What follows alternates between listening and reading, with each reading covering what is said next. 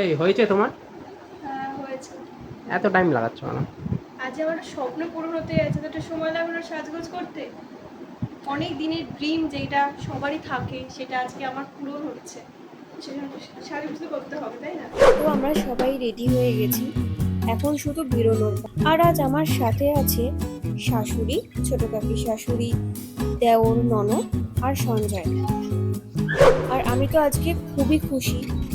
আর আমরা চলে এসেছি মায়ের কাছে পুজো দেওয়ার জন্য।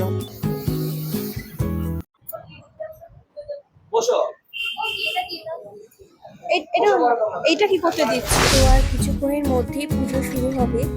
আর ঠাকুর মশাই মায়ের জিনিসগুলো গোছাচ্ছিল।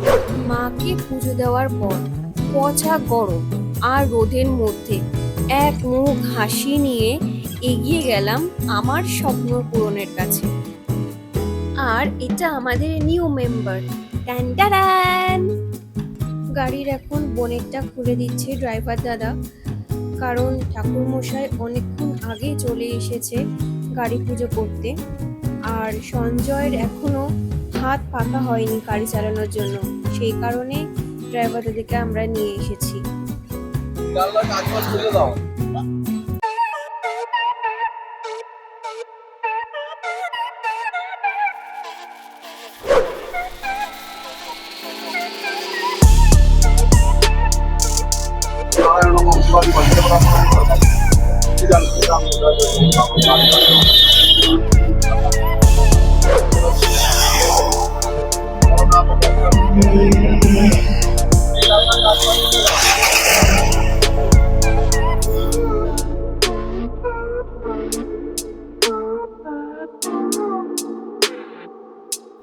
জয় মা, জয় জয় গৌরী মা, জয় জয় গৌরী মা। এই মিষ্টি বাড়িটা কি মায়ের দেওয়া গেছে নাকি? হ্যাঁ তাহলে আর এখানে লাগবে না। ভাই এবার জয় এটা ষষ্ঠী রেখে দেবো। হ্যাঁ এখানে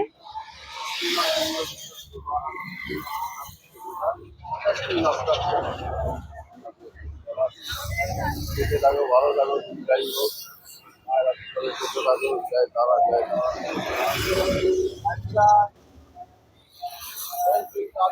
আর মায়ের পায়ে ছোঁয়ানো চেলিটা আমি গাড়িতে বেঁধে দিলাম। বাড়ি কোথায় তোমার? আমাদের বাড়ি মধ্যমগ্রাম। মধ্যমগ্রামের লোক আমার সবসময় আসবা মন্দিরে। বাড়ির সকলের আবদার একটা গ্রুপ ফটো তুলতে হবে, তো আমরা এখন সবাই মিলে একটা গ্রুপ ফটো তুলে নিচ্ছি। খুবই খুশি, এটা বলার কোনো ভাষা থাকে না। মাকে ধূপ আর মোমবাতি দিয়ে আমরা এখন বাড়ির দিকে রওনা হচ্ছি।